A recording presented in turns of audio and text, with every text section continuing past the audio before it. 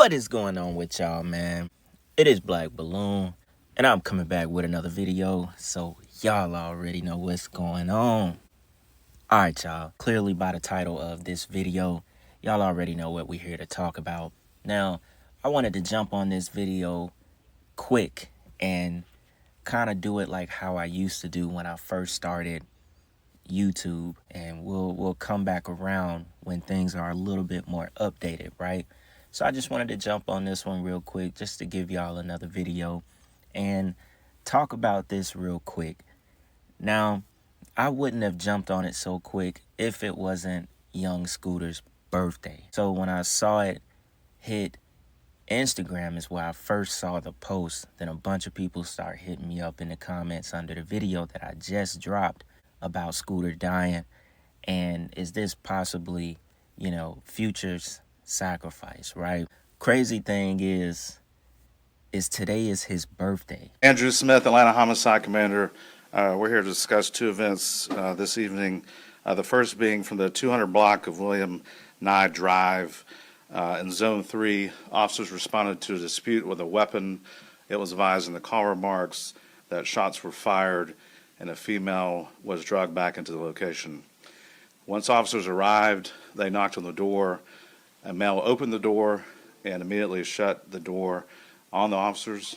The officers then established a perimeter. During the process of establishing the perimeter, two males fled out of the rear of the house.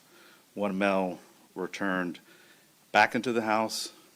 The other male jumped two fences as he was fleeing. When officers located him on the other side of the fence, he appeared to have suffered an injury to his leg.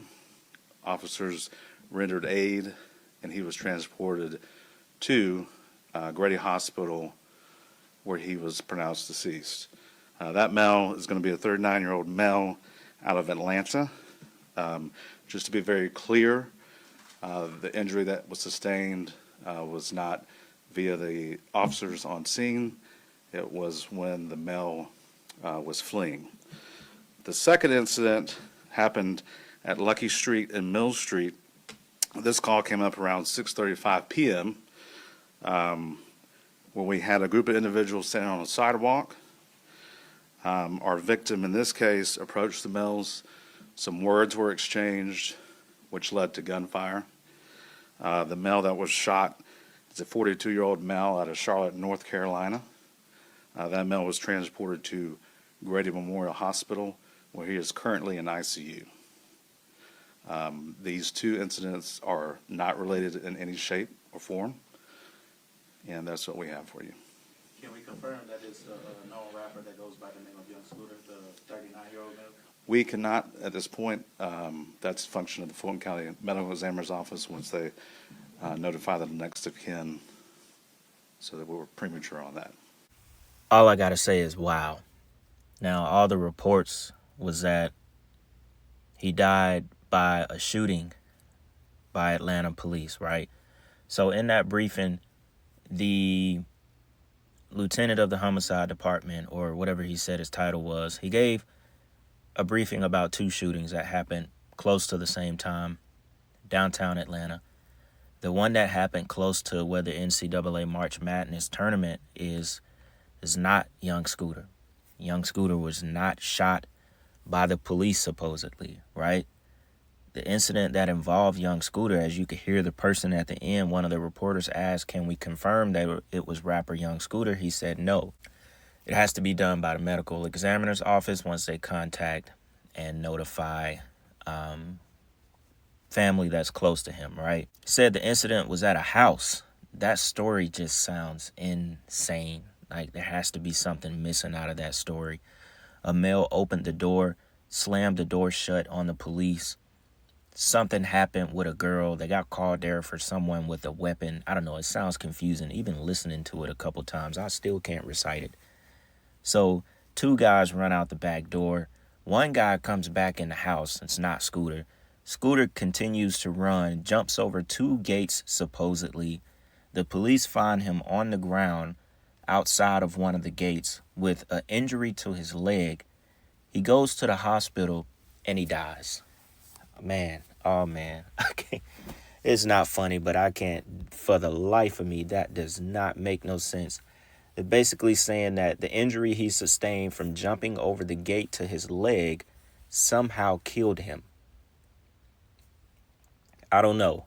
Definitely gonna have more come out about the story. I have no idea what that means. How he died from jumping the gate. Did he hit his head as well? Did he have a huge gash in his thigh and he bled out? Did he impale himself on one of the gates or something like that? I don't know. It has to be, if this is what it is, has to be some kind of freak accident, right? But then we also get to the point of who Young Scooter is actually tied to. We all know Scooter is still signed to Young Future label. We all know Young Scooter is signed to Future still. You know, free bands. We know they grew up together. He knew Future and Young Thug way before the rap stuff. And this raises questions about him being a sacrifice for Future. You know, we know Future has taken the oaths. You know, he's behind the curtains, deep in the industry, in Hollywood. He's done the blonde hair rituals. He went through that door where it's either sacrifice or, you know, it's the gay rituals. It's all kind of stuff. He went through that door. You know, it was even rumored that he sacrificed OG Double D back in those days. But there's also another story tied to that as well. Now, something I thought was also very interesting is when you go and check the Satanic calendar for, you know, the spring equinox all the way up to Good Friday and Easter, which is, you know, later next month. This is basically the time of human sacrifice, especially for males, or blood rituals, you know, human sacrifice. It literally says it on the Satanic calendar. And one thing that really caught my eye, considering that he died on his birthday, and so far, it doesn't make sense at all. That story is, I don't know, that story just really doesn't make sense. But check this out. It says the highest ritual holiday is the member's birthday. It usually involves the member or a victim of the member's choice and someone in authority, usually the coven's leader. Think about that. The highest ritual holiday is the member's birthday. It usually involves the member or a victim of the member's choice. All that makes me think about is Future possibly sacrificing him. This just doesn't make sense. And Atlanta is full of free Masonic lodges. They are everywhere. Atlanta is like the new Hollywood now. Things, you know, we know that whole thing with Dirk and Vaughn and the police being involved, all that was set up. So these people, these Freemasons here, the Fraternal Order of the Police, their captain, so on and so on, these people are all in cahoots. And I wouldn't for 1 second doubt that this was an orchestrated sacrifice right in his own city. They can put this together easy. And on his birthday, that goes with the Satanic calendar, this is the highest ritual holiday done on his birthday, 39 years old, on the 28th of March. That is insane, y'all. But for one, go back and listen to that story again in the briefing. It just doesn't make no sense. So I'm going to keep it short. I just wanted to come in and cover this real quick. You know, jump on it like how we used to do in the old days. But yeah, man, if anything comes out any further, I'll definitely do another video. Hopefully they'll fill in more details about that vague story of how he jumped the fence. Maybe he impaled himself.